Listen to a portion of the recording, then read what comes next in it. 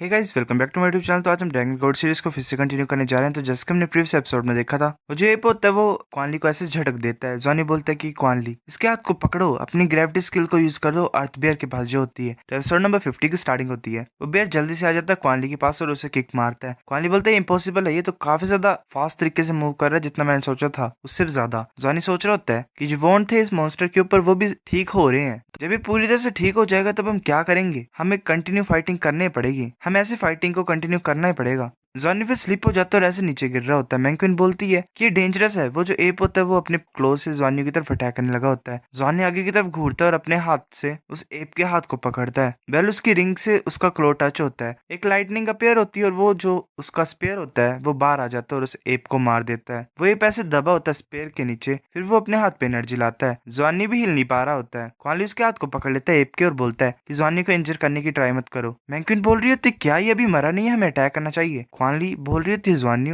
उठता है और अपने दोनों हाथों को पास में ले आता है। क्वानली बोलती क्या क्या कर रही हो तुम, ये तो वही ट्रिक है। जॉनी ने दोनों हाथ अपने पास में ले आए होते हैं। क्वानक्यू के ऐसे चिल्लाने से नाना भी फील कर लेती है। वो पीछे मुड़ती है और बोलती क्या क्वानक्यू डेंजर में है। फिर वो वेल नॉर्मल हो जाती, शांत हो जाती है। वो सोच रही होती है कि ये गलत समझ रही है कुछ। फिर ऐसे एक बहुत बड़ी एनर्जी रिलीज होती है। लूफेंग क्वानली भी देख रहे होते हैं हैरानी से। क्वानक्यू काफी ज्यादा हैरान होती है। वो सोच रही होती है सेम ट्रिक नहीं है। वेल जॉनी को कुछ नहीं हुआ होता। जॉनी सोच रहा होता है इजी है यूज करने के लिए। इवोल्यूशन ऑफ ब्लड के साथ जो मैंने लर्न किया था, अब मेरे पास एक new martial soul fusion technique है। जॉनी ने वेल एक स्पेयर टाइप को क्रिएट किया होता है जिससे वो उस एप के हेड को डिस्ट्रॉय कर देता है। जॉनी से बेहोश होने लग पड़ता है, बोलता है क्वानली मेरे को पकड़ो। क्वानली नीचे आ जाता है। वेल जॉनी उसके ऊपर गिर जाता है। जॉनी काफी ज्यादा खुश होता है और बोलते है ग्रेट, ऐसा भी सर्वाइव कर पाए। फिर ऐसे में बताया जाता है कि जब लांस जॉनी का ब्लड लाइन इवोल्व हुई तो उसने और टीचर होंग बिन ने कुछ अटेम्प्ट्स को किया। जो उसकी ब्लड लाइन की इवोल्यूशन थी उसने न्यू चेंजेस लाए थे उसके मार्शल साउल फ्यूजन टेक्निक में। जो दोनों हाथ थे उसके डिफरेंट साउल रिंग्स वाले, वो डिफरेंट फ्यूजन स्किल्स को एक्टिवेट करते हैं। पहली साउल रिंग है वो राइट हैंड की ब्लड लाइन के साथ मर्ज होती है और एक फ्रोजन ड्रैगन स्पेयर को सम्मन करती है जिसके पास सुपर पेनिट्रेशन स्ट्रेंथ है। फिजिकल पेयर्स वेल 100%, मतलब ये इंजर करेगा ही किसी को भी, चाहे जितना मर्जी खतरनाक डिफेंस क्यों ना हो उसका। लांजान्यू इसके ऊपर लाई किया और इसकी वजह से जो एप था उसका पूरा हेड ही डिस्ट्रॉय हो गया। रात के टाइम पे युआनन और लिंगडोंग के अलावा सभी उठ गए थे एक एक करके। वो दोनों काफी ज्यादा थक गए थे युआनन और लिन, क्योंकि उन्होंने काफी ज्यादा एनर्जी को यूज कर लिया था, इसलिए उन्हें टाइम चाहिए ज्यादा रिकवर करने के लिए। लांजान बैठा होता है, ऐसे लांजान ने डिसाइड किया था कि वो रेस्ट करेगा रात तक, क्योंकि ये जो एरिया यही अब सेफेस्ट है। बिगेस्ट प्राइस पे करके बेटर हार्वेस्ट मिलेगी। देखने से लग रहा था जो क्रिस्टल और डबल हेडेड एप की चेस्ट से मिला हुआ है वो काफी ज्यादा ग्रेट है। अब सभी को कोई दिक्कत नहीं होगी शॉप के अंदर एंटर करने के लिए। जॉनी आइज क्लोज करके बैठा होता है, उसे ऐसे ही खुराटों की आवाज सुनाई दे रही होती है। जॉनी बोलता है कि युआनन तुम जाग गए हो। जॉनी बोलता है क्या? वो सोच रहा होता है क्या ये इल्यूजन है, पर ऐसे क्यों लग रहा है मुझे कि युआनन छोटा हो गया है। फिर बोलते नहीं ये तो वेल उसकी चेस्ट ग्रो हो गई होती है। वो उठती है, वेल उठता है और बोलता है कि क्या ब्रदर जॉनी। जॉनी ब्लश करता है। युआनन उसकी तरफ देखती है हैरानी से और ऊपर चांद की तरफ देखती है। वो काफी हैरान हो जाती है। I don't know what the fuck I am saying. वो चिल्ला पड़ती है, वेल चिल्लाने लग पड़ती है। जॉनी उसके मुंह को बंद कर देता है और बोलता है कि चिल्लाओ मत, अगर तुम चिल्लाओगे तो अगर कोई मॉन्स्टर हमारे ऊपर आ जाएगा अटैक करने के लिए तो क्या होगा, पहले रोना बंद करो। अगर सिचुएशन ऐसी भी है तो भी क्या हुआ, हम फ्रेंड्स हैं, हमने लाइफ और डेथ सिचुएशन को साथ में फाइट किया है। अच्छा ये तुम्हारा सीक्रेट, हम नहीं बोलेंगे किसी को भी, ठीक है। वो फिर ऐसे जॉनी को पकड़ के रो पड़ती है। मैंक्विन और क्वानली भी काफी हैरान होते हैं इस सिचुएशन को देख के। फिर ऐसे जब युआनन शांत हो गया या हो गई, उसने सब कुछ अपने पास के बारे में बताना स्टार्ट कर दिया। वो एक एंशिएंट फैमिली से आई है, शर्क सिटी से, जिसे टाइटन ग्रेट एप फैमिली बोला जाता है। उसके जो फादर हैं उन्होंने फेडरेशन आर्मी को फॉलो किया था एलियन प्लेनेट डेवलपमेंट के लिए। वेल किसी न्यू प्लेनेट पे गए थे वो। उस टाइम पे वो 7th प्लेनेट पे गए थे जो कि अब फेडरल के अंडर है। वेल गवर्नमेंट है एक तरह से फेडरल, जिसे एल्वियन स्टार बोला जाता है। जो लाइफ है एल्वियन स्टार पे वो काफी ज्यादा शांति भरी है, पर उन्हें शांति कुछ ज्यादा ही प्यारी है। वो 1000 ऑफ ईयर तक जीते हैं, उनकी लंबी एज होती है। यूएनएन के फादर को वहां पे यूएनएन की मदर मिली, वो प्यार में पड़ गए और वो उन्होंने शादी कर ली।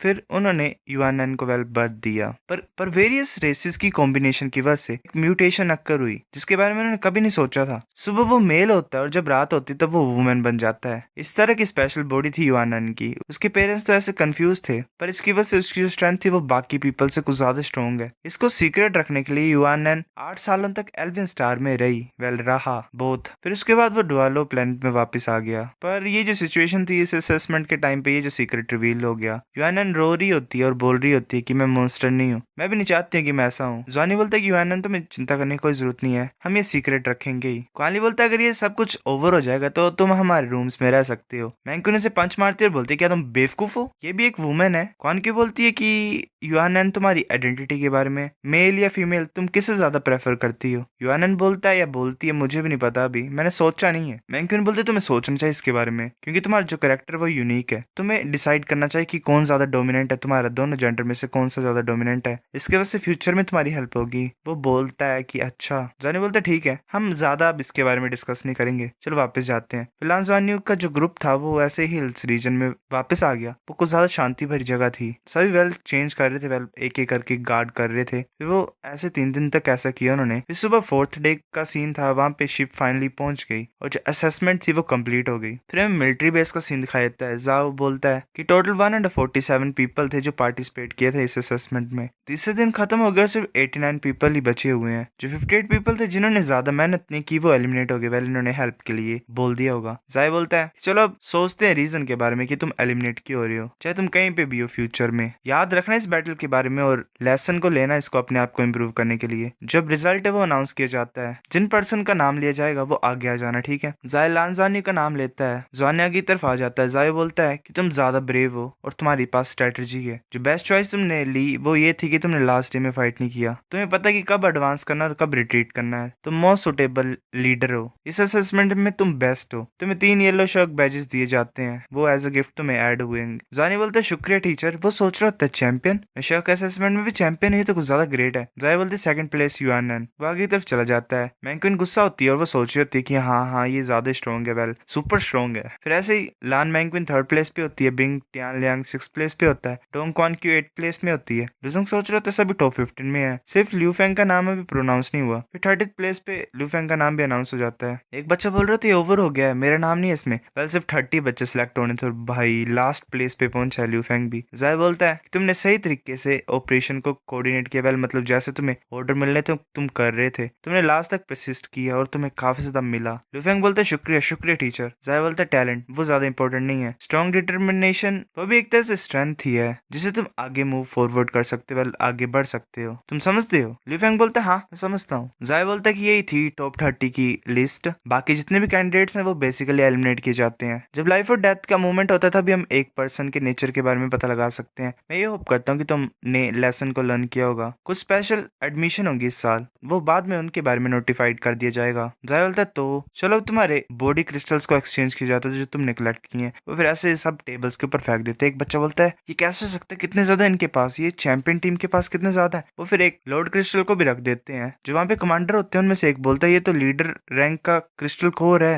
ये बच्चों ग्रुप तो कुछ ज्यादा अमेजिंग है। फिर ऐसे ही वो सब कुछ जो उन्होंने पाया था उसको एक्सचेंज करके उनके पास एक पर्पल बैज मिला, उन्हें 18 येलो बैज मिले और 23 व्हाइट बैजेस मिले। जो डिस्ट्रीब्यूशन रेट था वो 20% था लांजानी के अकॉर्डिंगली, और बाकी 8 को 10% मिलेगा। लांजानी को पर्पल बैज मिला। एक्सचेंज जब कंप्लीट हो गया तो सभी कैंडिडेट शिप में चले गए और वापस शर्क अकेडमी में पहुंच गए। जानी ऐसे ही कुछ सोच रहा होता है। क्वान की उसकी तरफ देखती है, वो उसकी आइज की तरफ देख रही होती है और बोलती है किस तरह के बुरे आइडिया के बारे में तुम सोच रहे हो। वो वाले से टांग खींच रही होती है। जानी बोलता है क्या मेरे को क्यों बुरा आइडिया आएगा, क्या मैं बैड पर्सन हूँ तुम्हारी थिंकिंग में। मैंकुइन बोलती है वेल क्लियर नहीं कि तुम बुरे हो या अच्छे हो, वेल क्या इंसान हो तुम। पर बात यही है कि ये कुछ ज्यादा तेज लोमड़ी है, ठीक है, बहुत ज्यादा तेज इंसान है। हमें इस इंसान के लिए ज्यादा केयरफुल रहना पड़ेगा। अगर तुम ऐसा नहीं करोगे तो तुम खुद बिक भी जाओगे और पैसे भी तुम्हें पे करने पड़ेंगे। जानी बोलता है अगर ऐसी बात तो मेरे को नेक्स्ट टाइम फॉलो मत करना, मेरे को सिर्फ क्वान क्यू चाहिए। मैंकुइन बोलती है नहीं, किसने बोला तुम्हें कि क्वान क्यू तुम्हारे साथ रहना चाहती है। क्वान क्यू सही चॉइस बताओ मुझे, तुम उसके साथ रहना चाहते हो मेरे साथ रहना चाहते हो। क्वान क्यू बोलती क्या गाइस तुम रुक सकते हो, तुम लोगों के पास कुछ है नहीं करने को।